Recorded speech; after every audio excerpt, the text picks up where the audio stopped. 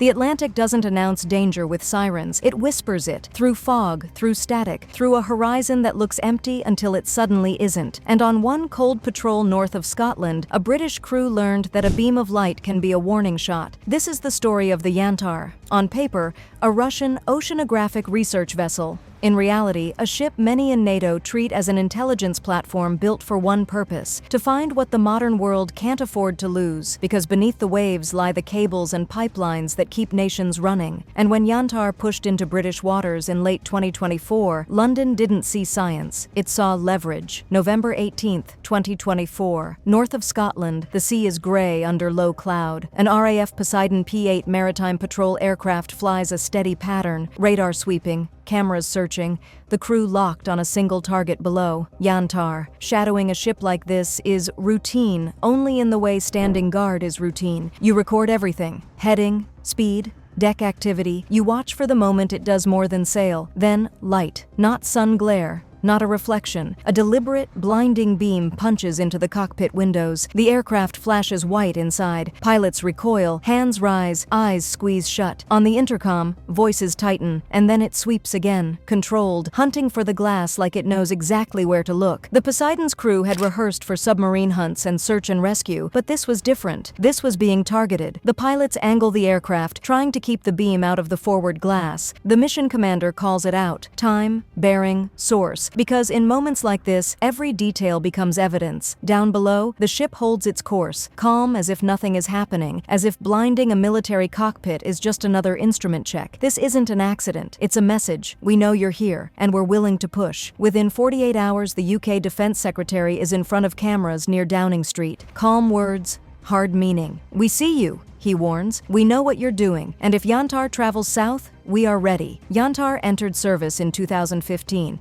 built in Kaliningrad. It doesn't look like a warship. White hull, cranes, winches, launch bays. But the deck gear isn't for fishing nets, it's for lowering machines into the deep. The vessel operates under GUJI, Russia's main directorate for deep-sea research, an arm of the defense ministry, not academics, operators. The kind tasked, as Britain puts it, with surveillance in peacetime and sabotage in conflict, and the ship's kit matches the reputation. Yantar carries deep-diving submersibles able to reach beyond 6,000 meters, plus remotely operated vehicles, sonar arrays, and mapping suites that can turn the seabed into a blueprint. The question isn't whether it can find cables, it's what it intends to do once it does. Undersea cables are the nervous system of the modern world. Hundreds of them span oceans, carrying most global internet traffic and the communications that finance, defense, and everyday life depend on. Many lie in reachable depths near coastlines. With the right tools, damage can be done fast, and proving who did it can take months if it's possible at all. And for London,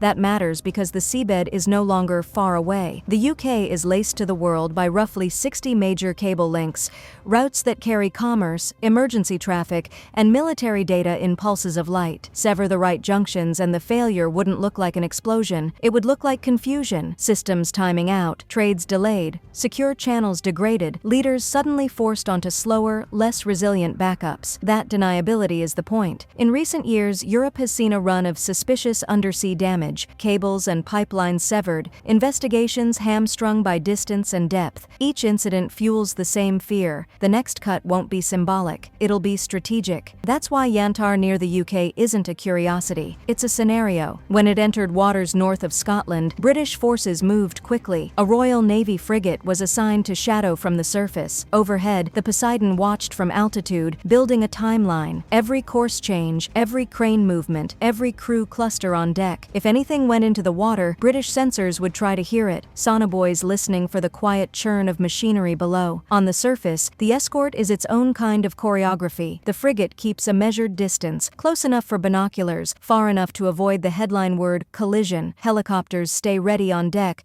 rotors still, crews waiting for a launch order that might never come. In the operations room, sonar operators listen for the faint, unnatural rhythms that don't belong to whales or weather, metal moving where metal shouldn't. But much of this happens under the frustrating rules of the gray zone. In international waters, Russia can operate, Britain can observe, and unless a hostile act is undeniable, both sides hover in that tense, legal limbo, close enough to threaten, careful enough not to trigger war, which is exactly why the laser changes everything. Lasers used to dazzle or temporarily blind pilots have become a modern form of intimidation. Aggression without a missile, escalation without smoke. It forces a choice: back off or tighten the net. Moscow's reply followed the familiar playbook: deny, dismiss, accuse Britain of hysteria, insist it's harmless research. Analysts, meanwhile, look at patterns, not statements. And Yantar's pattern is clear. It appears near critical infrastructure, lingers, then slips away. By early November, public tracking data showed the ship going dark, stopping transmissions that would normally reveal its position. A ship like that doesn't vanish. It moves where being unseen is the whole advantage. So what now? Britain has signaled it may shadow closer, close enough to make submersible operations risky and obvious. It can use electronic measures to complicate communications and navigation. And if a vessel is caught actively sabotaging critical infrastructure, the response could become physical: block access, recover devices, even board. Steps designed to stop the mission without firing the first shot. Somewhere in that cold air, the line between monitoring and confrontation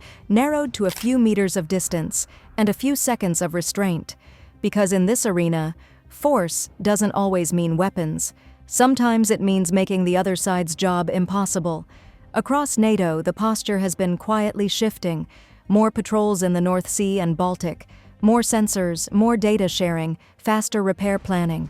Not because anyone wants a firefight over a research ship, but because deterrence has to be visible. If the ocean floor becomes a playground for sabotage, every capital learns the same lesson at once. The first strike won't be a missile, it'll be a cable cut in the dark. And that's the larger game. If you can threaten cables, you can shake markets, disrupt coordination, and manufacture chaos without ever crossing a border. It's warfare by inches, fought in cold water and colder ambiguity. Out there, it doesn't feel like geopolitics. It feels like watchkeeping, a distant hull on a rough sea, an aircraft circling, hours of silence, and then a flash of light that turns routine into incident. A few seconds, and a new question settles over the Atlantic. How many messages can be sent before one of them is misread? If you listen closely, you can hear the silence underneath it all. If you were in command that day, after that beam hit your cockpit, do you close the distance and force the issue, or hold back and document, keeping the powder dry? Fair winds, stay sharp, and remember, some of the most dangerous battles are the ones happening where nobody's looking, right beneath the waves.